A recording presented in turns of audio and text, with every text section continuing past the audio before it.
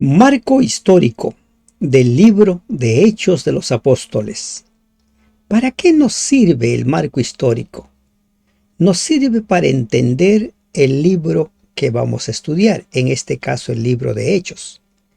Nos ayuda a comprender qué sucedía con la historia secular, qué hechos se estaban dando, cómo estaba el mundo. El marco histórico nos ayuda a entender por qué escribió de la forma que escribió, a quiénes se estaba dirigiendo, qué pensaba el pueblo. En este caso nos vamos a ocupar del marco histórico relacionado con el libro de Hechos de los Apóstoles. Todo se inicia con el Imperio Romano. El Imperio Romano estaba en su apogeo. Augusto había colocado un firme fundamento administrativo sobre el cual sus mejores sucesores pudieron construir y los peores no pudieron demoler. ¿Qué sabemos nosotros de Augusto? Él fue el emperador Augusto quien vivió del año 63 a.C. al año 64 después de Cristo. Este hombre, también conocido como Octavio, fue el fundador del Imperio Romano y el primer emperador. Su gobierno o su imperio, él estuvo como emperador desde el año 27 a.C. al año 14 después de Cristo. El gran Julio César fue su tío abuelo materno. Este hombre, Julio César, fue asesinado en el año 64 a.C. ¿Cuántos años tenía Octavio? Aproximadamente 19 años. Ya recordaba toda la historia. Fue Julio César quien lo nombró en su testamento como su hijo adoptivo, que le dio derecho a asumir el trono. Continuaban los beneficios que la civilización romana aportaba a los habitantes del imperio, aun cuando el gobierno fuera débil, tiránico o ambas cosas. Pero ¿qué en cuanto al propio libro de Hechos? El periodo abarcado por Hechos viene desde el 31 después de Cristo al 63 después de Cristo. ¿Qué sucesos se dieron en este tiempo? La promesa del Espíritu Santo que hizo Jesús y su posterior ascensión. 10 días después de la promesa viene el Espíritu Santo. Con ello se da inicio al evangelismo del mundo. Primero Jerusalén, Judea, Samaria y el resto del mundo. El año 33 se produce la muerte de Esteban. Esta persecución se desata no por parte del Imperio Romano, sino por parte de los líderes religiosos, quienes consideraban a los cristianos como sus enemigos. Y los cristianos empezaron a huir a diversos lugares. Y por eso es que nosotros encontramos en el libro de Hechos comunidades cristianas donde Pablo se encuentra en su viaje misionero. Una de esas comunidades cristianas que Pablo anhelaba visitar fue la comunidad cristiana de Roma, a donde Pablo aún no había llegado. La conversión de Saulo, sus 3 viajes misioneros, la prisión de Pablo, recuerden que esa prisión fue motivada también por los rebeldes judíos.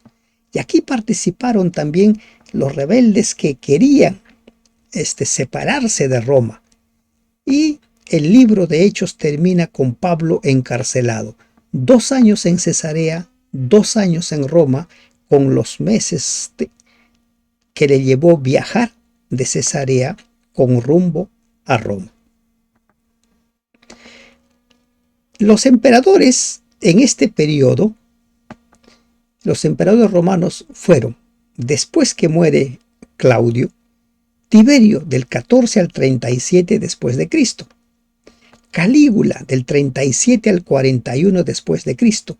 En el tiempo de Tiberio se da el bautismo de Jesús, la muerte de Jesús, la muerte de Esteban. Miren el periodo de Tiberio, las cosas que suceden. Luego viene Calígula.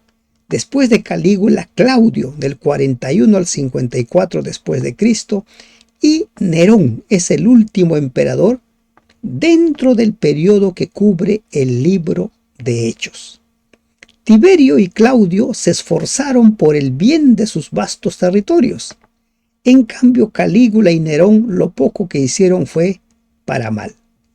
Pero en medio de todo esto, por los fundamentos sólidos, las bases sólidas que había puesto Claudio, hubieron condiciones favorables para la proclamación del Evangelio.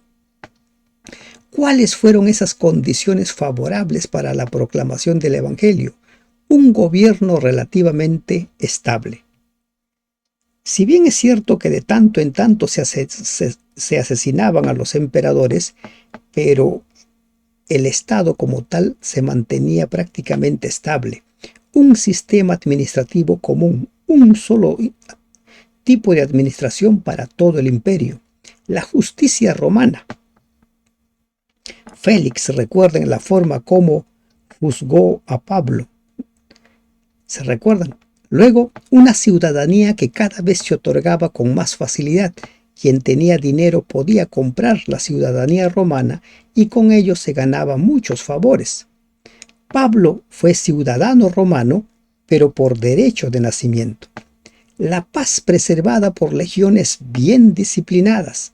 En esos tiempos el Imperio Romano prácticamente era invencible. Los caminos que llegaban hasta el rincón del mundo entonces conocido. Podía la gente trasladarse para todos lugares y por lo tanto el Evangelio podía predicarse con facilidad. Y por sorprendente que parezca, el idioma del vasto imperio era el griego, que se entendía en casi todas partes, siendo que la lengua materna de los romanos era el latín. La vinculación con el judaísmo. La vinculación con el judaísmo, como hemos visto en el estudio de Hechos, por mucho tiempo los cristianos, los apóstoles, no se separaron del judaísmo. ¿Por qué? Porque ello les daba a ellos muchos beneficios para seguir creciendo. Al principio la nueva religión aprovechó su vinculación con el judaísmo. Seguían adorando en el mismo templo, seguían participando de sus cultos. La raza escogida, los judíos, había sido dispersada en muchos lugares del imperio y sus creencias básicas con el tiempo fueron toleradas por los romanos.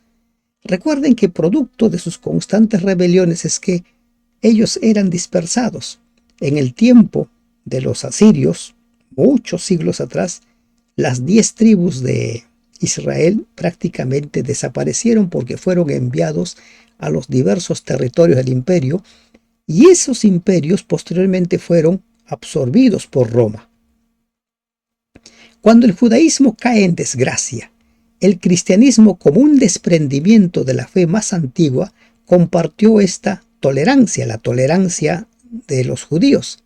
Pero después que el judaísmo cae, la religión cristiana es considerada como un grupo al cual no se le toleraba, al cual se lo consideraba como enemigo del imperio, como una especie de rebeldes. Los judíos fueron expulsados de Roma durante el reinado de Claudio, Hechos 18:2. Es lo que nos dice, ¿no?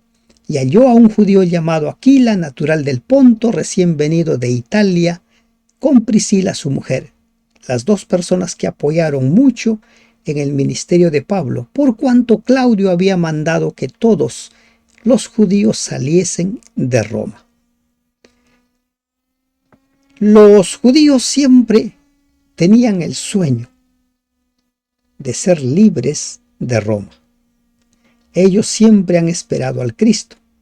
Rechazaron a Jesús porque no cumplía con sus expectativas, no era el líder guerrero. Para ellos el Cristo tenía que ser el líder guerrero. Y como tal, de tanto en tanto se levantaban muchos caudillos diciendo ser el Cristo y tenían mucha acogida. Las vehementes aspiraciones nacionales de ello ocasionaron la rebelión en Palestina. Los años 66 al 70. Estas guerras fueron realmente catastróficas. Culminaron con la destrucción de Jerusalén el año 70.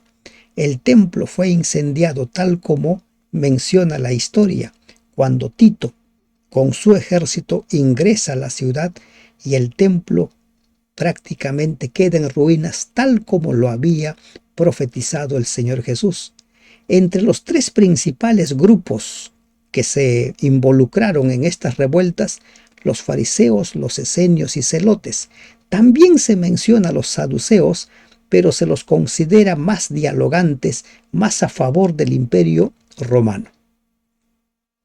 Los tiempos se tornaron peligrosos cuando cae en desgracia el judaísmo. ¿Por qué? Porque ya no eran parte de la religión aceptada, de la religión que había sido legalizada. Prácticamente era una religión amparada por el imperio. Era una religión no reconocida legalmente y sus miembros no estaban amparados por la ley. ¿Por qué? Porque los cristianos no eran reconocidos, solo los judíos. Y como los judíos, producto de sus rebeliones, desaparecieron prácticamente, ahora los cristianos quedan allí desamparados, ya no había el manto que los cubriese.